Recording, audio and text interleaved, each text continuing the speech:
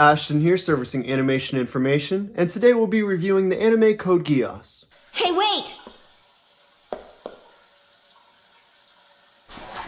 Can you hand me that pouch over there?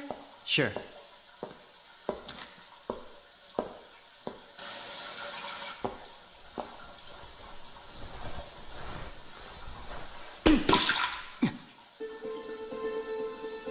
You really are a live wire, aren't you? Were you the one in Shinjuku? What do you mean? Don't play dumb. You brought up Shinjuku the other day. Why? Why do you ask? Is there something wrong with Shinjuku? Don't answer my question with a question. Yes or no. That's all I want to hear out of you.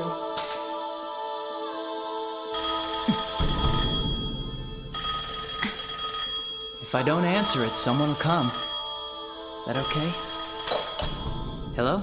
Ashford Academy Student Council. No, this is... Oh. It's for you. He says he knows you.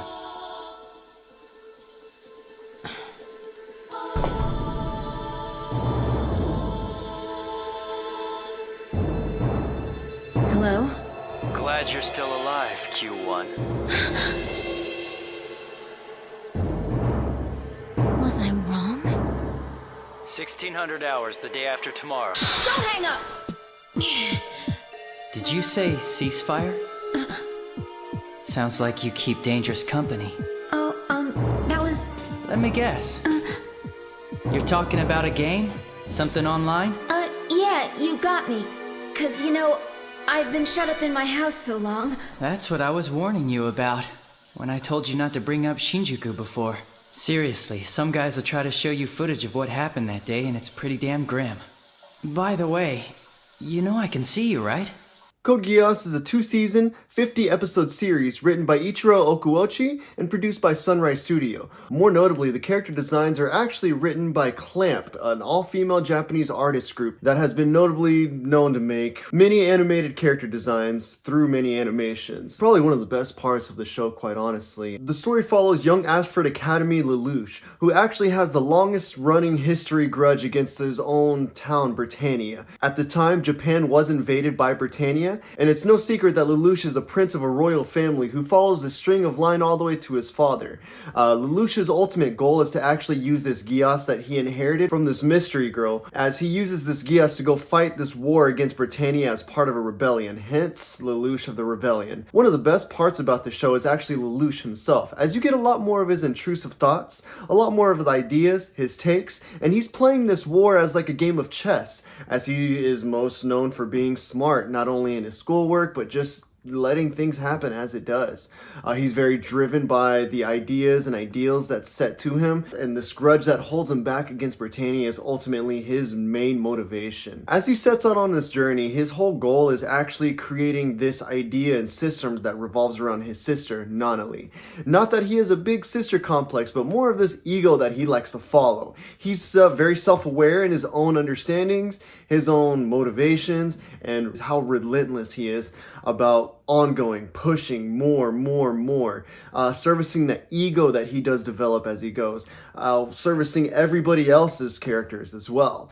He's actually working himself through characters, and you do see a lot of character development not only within him, but within other people as well, which really just drives this show home.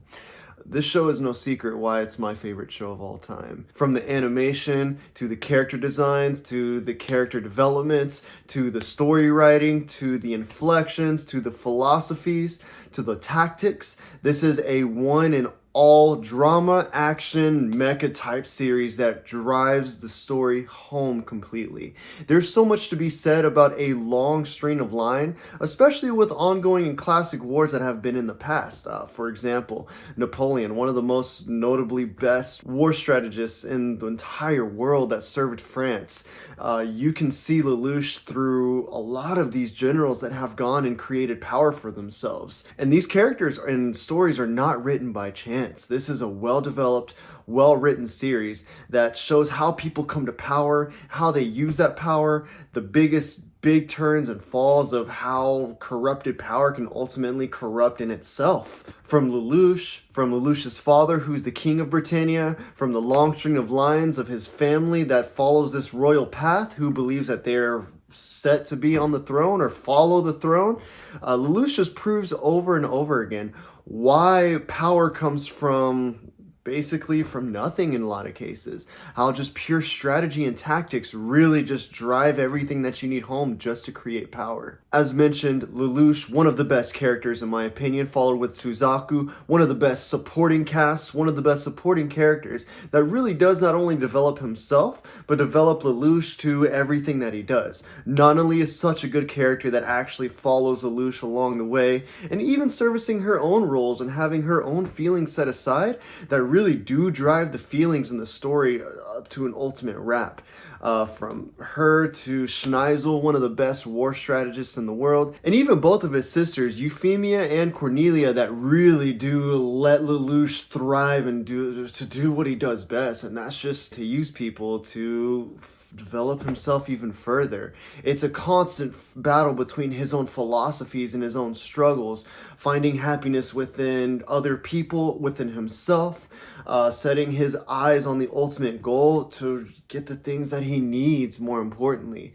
I think he finds a lot of self-resolution within himself, and beyond that, I think the story is so well written in terms of just the constant struggle between Japan 11s, as they're told from Britannia's perspective, and Britannia, as they are in this constant struggle with one another. Not only that, but you get a lot of the UN that's involved within Britannia, and a lot of just these nice war tactics. Again, if you're enthusiasts about history, tactics, power, leadership, you could fit this in a piece of history and it would make perfect sense. Use an example again, just like in World War II, there were so many famous leaders that used so many brilliant tactics despite all the wrongdoings that they did. And there's a lot to be learned and said from that. You can see a lot from the United Nations, you can see a lot from perspectives in Machiavelli type standards, and you can even see some idealism that develops within a lot of people within this.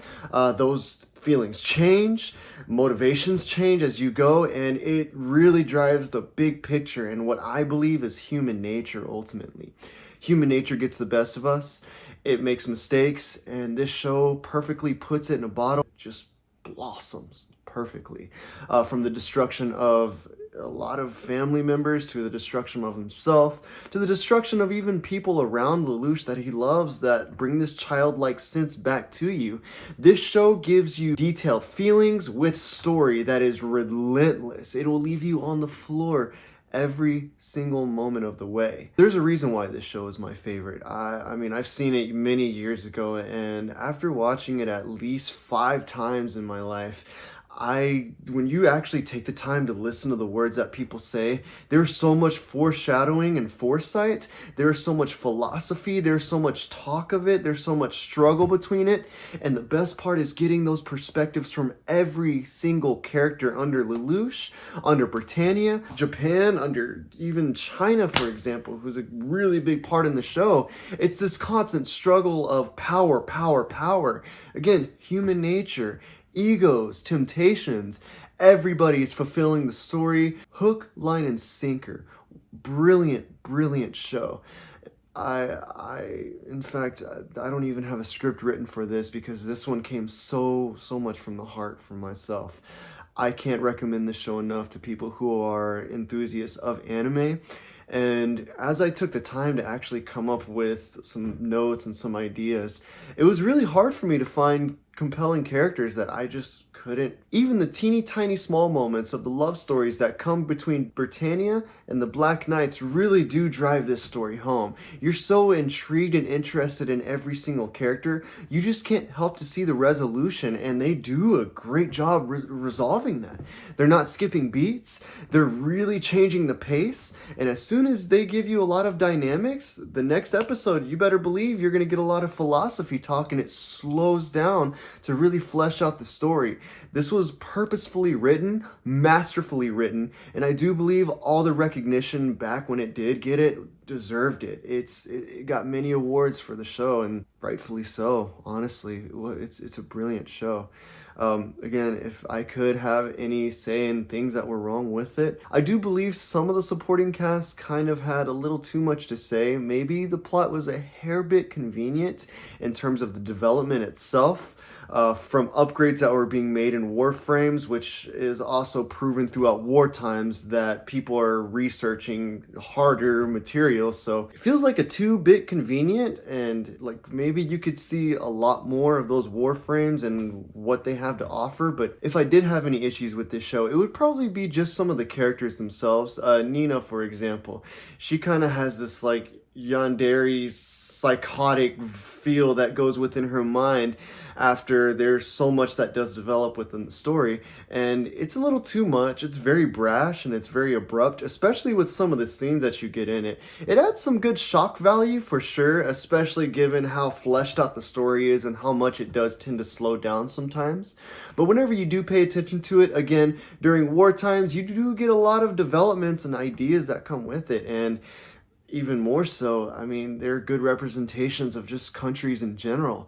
There's so many ideas that come from what she has developed that has happened throughout history. And I mean, sincerely throughout history. Not only that, but yeah, it's that's probably one of the worst things I could find out of it. Other than that, the pacing, in my opinion, is immaculate. Needless to say, the second season does maybe get a little bit choppy, but I think it does okay in servicing it as well.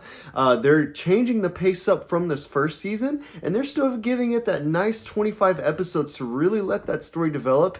It's very formulaic in terms of you get a lot of action to it slowing down to give them the philosophy, more action showing off the nightmare frames and what they've talked about in the upgrades through the nightmare frames, but it slows down again, and you're given a lot of this really good storyline. It brings you back to something like Death Note, where you get these really cool main characters that almost have this really big ego and this really big struggle. I mean, even shows, again, like Classroom of the Elite, it's that same feeling, but I can tell you this, the show hit the nail right on the head. It really showed human nature and its flaws, but it really does present that IQ side that everyone likes to see. Yeah, one of the best shows I can ever see, and it's a classic for many reasons in that sense. It's very childish, and it really does bring that childish nature that Lelouch likes to grab and hold on to, yet it really does a good job of developing him all throughout the show. Yeah, I'm feeling about a 9+ to a 10. That was one of the really hardest decisions. I'm like right in between it. And the only reason I'd give it a 10 out of 10, it feels like the show is very self-aware in its own flaws. It knows that it's trying to encapsulate an audience between who loves philosophy and who loves war mechas and who loves action. It's this nice fine balancing act, and in some cases it can feel like it gets a little messy, but they do a fantastic job of making sure that's all taken care of for each episode and each character and how to develop those.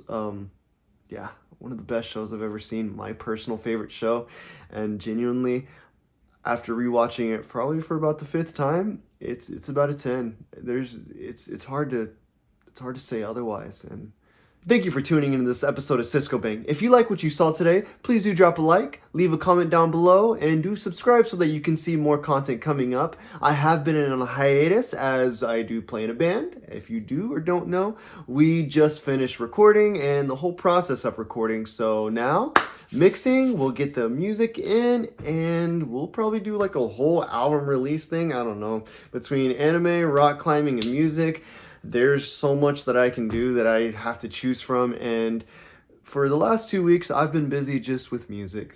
All 3 of those things are the love of my life, and honestly, this is no different. I love it just as much as I love talking to you guys and really making the connection between what we love. I hope you love what you're watching, at least. We'll see you in the next episode. Again, Ashton, Cisco Bang, Code Geass, Lelouch v Britannia, forever and ever. The best show in not my favorite show of all time. That's all I can say. See you in the next reviews, loves.